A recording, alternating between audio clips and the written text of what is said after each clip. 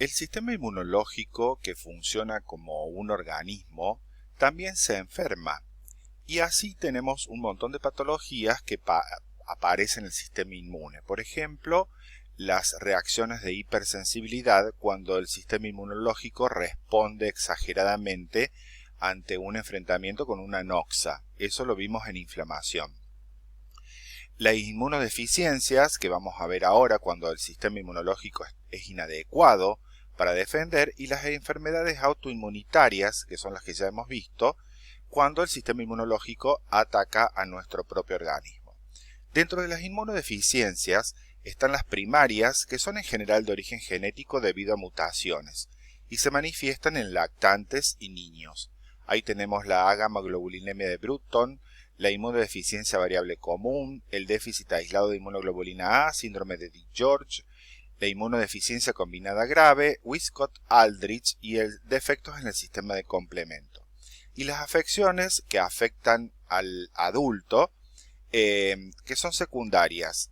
En general hay infecciones como el HIV, desnutrición, edad avanzada, inmunosupresión, diabetes, tratamiento con corticoides, quimioterapia o radioterapia por cáncer, y las enfermedades autoinmunitarias que si interviene la reacción de hipersensibilidad tipo 2 o 3 afectan a las células que circulan por la sangre y que son de defensa, ¿no? La agamaglobulinemia de Bruton es una enfermedad ligada al sexo, al cromosoma X, por lo tanto se manifiesta exclusivamente en varones. Hay ausencias de inmunoglobulinas porque no hay linfocitos B que la fabriquen, no se transforman en plasmocitos, salvo algunas pequeñas cantidades de inmunoglobulina G. No hay linfocitos B circulando en la sangre, la inmunidad celular es normal, o sea, algún mecanismo de defensa citotóxico o natural killer funcionan contra virus, contra algunos hongos.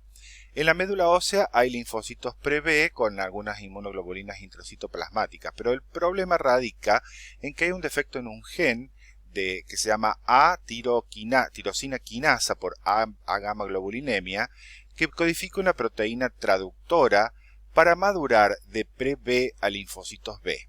Y entonces el paciente tiene propensión a infecciones piógenas. Como está ligado a un cromosoma X de una mujer, la mujer es portadora, el gen es el BTK, y si lo transmite a la descendencia, obviamente va en el cromosoma X, ya que el cromosoma Y no tiene la mutación. Bueno, esto es sintéticamente lo que sucede. De una célula progenitora pasa una serie de linfocitos hasta que está el linfocito B maduro, virgen, que no ha tenido contacto con el antígeno, capacitado para, previa transformación a plasmocito, sintetizar todas las inmunoglobulinas. Lo que sucede, la alteración cromosómica, la mutación, es que inhibe este paso, no hay esta enzima tirosina quinasa para transformarlo en un linfocito B inmaduro. Por lo tanto, no hay inmunoglobulinas. Todos los sitios donde deberían tener folículos linfoides, las amígdalas, el MALT, los ganglios linfáticos, no hay o está hipoplásico. En la actualidad se cura, no existe una cura para la agamaglobulinemia y por supuesto se administran inmunoglobulinas que se hace por vía endovenosa o subcutánea. La otra es la inmunodeficiencia variable común, donde hay inmunoglobulinas, se fabrican pero muy pocas, pero no se conoce precisamente cuál es la mutación o el patrón de herencia. Tiene linfocitos B, pero falla su transformación a plasmocitos, por lo tanto hay una predisposición a tener distintas infecciones. Y generalmente son niños que tienen diarreas a repetición por la Giardia lamblia. Y el 20% de los casos desarrollan enfermedades inmunitarias. Todas estas inmunodeficiencias son propensos estos pacientes a desarrollar linfomas y enfermedades autoinmunitarias.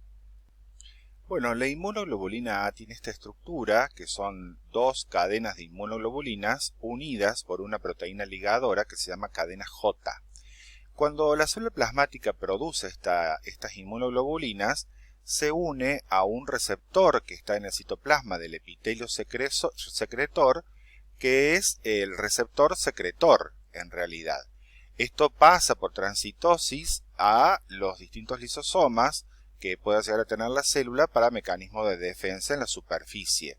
Entonces lo hace bloqueando como vigilancia en la superficie, o si no puede unirse a virus que ya han sido fagocitados y ser exocitados, o a endotoxinas bacterianas y ser exocitadas las endotoxinas, o sino también como algún antígeno, cualquier antígeno que haya franqueado la barrera de la membrana plasmática. Este déficit es muy frecuente y generalmente los pacientes son asintomáticos. Pero por supuesto, como está en las mucosas, pulmonar, en las diarreas, en la mucosa digestiva, puede producir infecciones pulmonares o diarreas crónicas. Y también son propensos a enfermedades autoinmunes como lupus y artritis reumatoidea. Bueno, hay que tener en cuenta que si no se hace el diagnóstico, estos pacientes si reciben transfusión de plasma o sangre entera que tenga inmunoglobulina A puede ser hasta fatal porque es extremadamente grave. Y los linfocitos B, el defecto es que no se diferencian a plasmocitos que puedan producir inmunoglobulina A. El síndrome de DiGeorge se caracteriza porque hay una hipoplasia tímica, porque hay una alteración en el desarrollo de las tercera y cuarta bolsas faríngeas. Recuerden que de la cuarta bolsa faríngea deriva el timo, la paratiroides, algunas células de la tiroides y el cuerpo último branquial que da origen a las células C parafoliculares de la tiroides. Cuando desciende, el timo queda ubicado en la proximidad de los grandes vasos del corazón y también por eso también este proceso se acompaña de algunas malformaciones cardíacas. Clínicamente hay como consecuencia del déficit de linfocitos T una respuesta inmune deficiente de tipo celular y poca respuesta principalmente a las virales y a las micóticas. Por disminución de la paratohormona, porque también hay alteración en la formación de las paratiroides, hay tetania y cardiopatías congénitas y malformaciones de los grandes vasos, y hay malformaciones en el rostro del niño. En la cara puede aparecer el labio palatino, hendiduras que comunican la fosa nasal con el paladar, malformaciones en la oreja, y en todas las áreas timosdependientes, por ejemplo en la vaina periarterial del vaso o en la paracorteza de los ganglios, no hay linfocitos T, perdón. Esto ocurre por una mutación del brazo largo del cromosoma 22 en el gen 11. Bueno, esta enfermedad, que se llama enfermedad por inmunodeficiencia combinada grave, era la llamada el niño en burbuja, porque el niño no tenía que tener ningún contacto con el exterior y todo lo que le daban al niño para que jugara o para que comiera, todo eso debe estar totalmente desprovisto de gérmenes. Esto combina una deficiencia de linfocitos B y de linfocitos T y hay dos causas conocidas. El 60% de los casos, que es el más frecuente, hay un cromosoma está ligado al sexo y hay una mutación de un gen que codifica una proteína de superficie que va a los receptores para las interleuquinas, algunas interleuquinas que intervienen en la maduración de los linfocitos T. Por lo tanto, no maduran los linfocitos T. Y otra que es menos frecuente, hay una mutación autosómica recesiva donde hay una ausencia de una enzima que se llama ADA, y se acumula un producto tóxico para los linfocitos T inmaduros.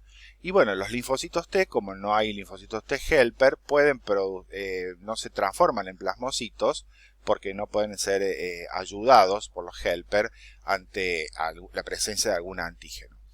En el 2020 en Italia se ha hecho un trasplante de médula ósea muy exitoso de esta patología, donde ya los niños tempranamente, si se detecta esta enfermedad, ya no se los incorpora en la burbuja o pueden salir de la burbuja si se los detecta tempranamente. El diagnóstico de esta enfermedad, que es grave, tiene como una tríada característica. Una es Muguet, que aparece candidiasis oral, hay un exantema del pañal que se hace muy extenso, muy molesto, y hay un retraso en el crecimiento. Estos niños no tienen que tener contacto con los antígenos, por lo menos hasta no hacer el trasplante de médula ósea. Y si observamos el timo de estos niños, que esto se ha logrado hacer en autopsias, está totalmente despoblado de linfocitos T y vemos que en la zona medular hay algunos corpúsculos de Hassall y en algunas situaciones se ven apenas unos esbozos de corpúsculos de Hassall.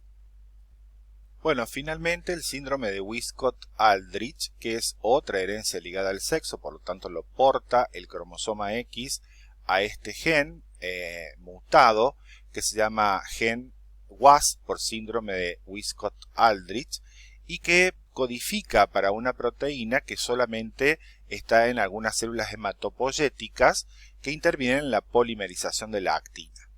Entonces, hay linfocitos normales o disminuidos, hay inmunoglobulinas G normales, disminución de la M, y la A y la E suelen estar aumentadas. Pero hay muchas variantes del Wiskott-Aldrich.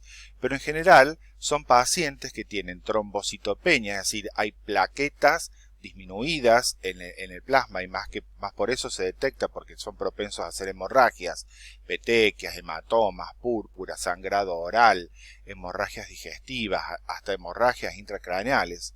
Se acompañan de eczema e infecciones respiratorias.